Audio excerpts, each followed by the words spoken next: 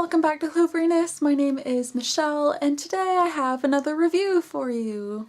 Today I'd like to talk to you about 5 Flavors of Dumb by Antony John. This is a book that I received last Christmas as a present. Okay, so this is the story about Piper. She's a high school student living in Seattle. She's having a really hard time of it. Her best friend has just moved away. Her father's lost his job. They don't really have a lot of money and they're paying a lot of money for her to go to a school that no longer has the right programs that she needs in order to really succeed. She's kind of friendless and alone, not very happy. And she's at school one day and one of the high school bands has just won Battle of the Bands and they decide to do this impromptu concert on the front steps of their school.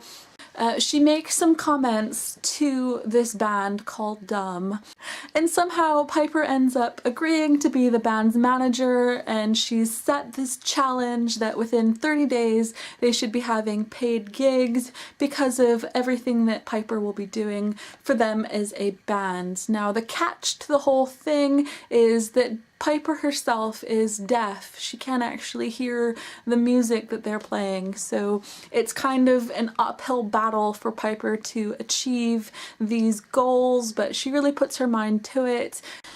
What I loved so much about this book is that all of the characters felt very real. There's a lot of really strong personalities within this band, but I really liked the geeky friend from the chess club that Piper pulls in to become the new drummer.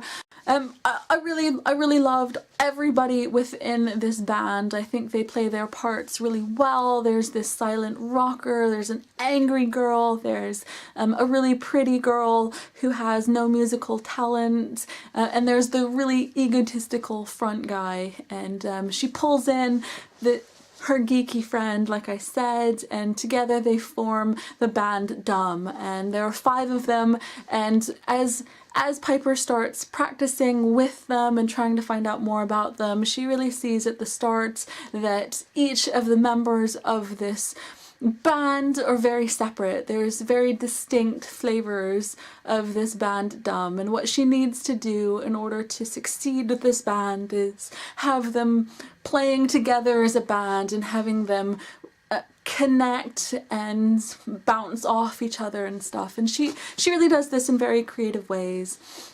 Now the other thing that I really loved about this book is the relationship that Piper has with her parents and her little brother and little sister. Incidentally, her family, there are 5 members of it, so in my head it really felt like in the same way that Piper really needs to focus on making the band members more of a unit, a lot of the story to me felt like the 5 members of Piper's family at the start of this book are very separate identities and they don't feel like a family unit either. So part of Piper's journey in this book is also to unite the members, her parents, herself, her brother, her sister, together in a more unified way, and I really loved that aspect of this book.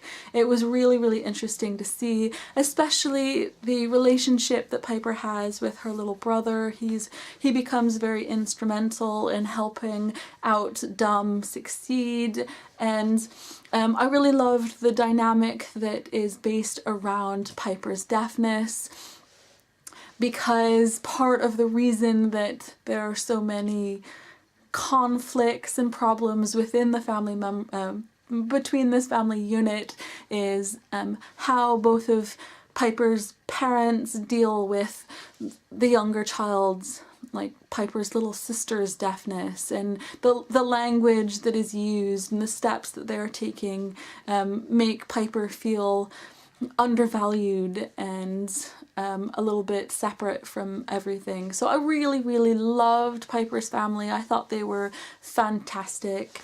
Another thing that I really loved about this story is how much music is weaved into all of the different pages of the story and the different storylines between everyone. You know,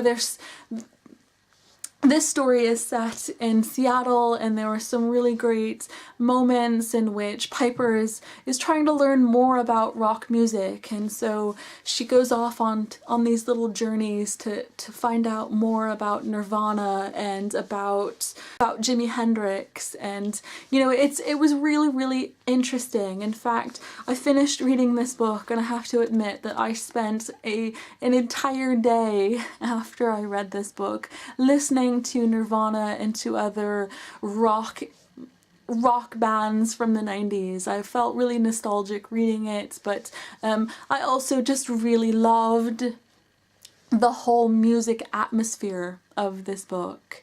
And thirdly, and I think that it should be third on the list and not any higher up, is the very sweet beginnings of some romance there between Piper and her crush. I do really, really love this book. I think it was really interesting and fun to read, and I really do recommend that if you haven't already, that you pick it up and give it a try. Thank you so much for watching. See you next time.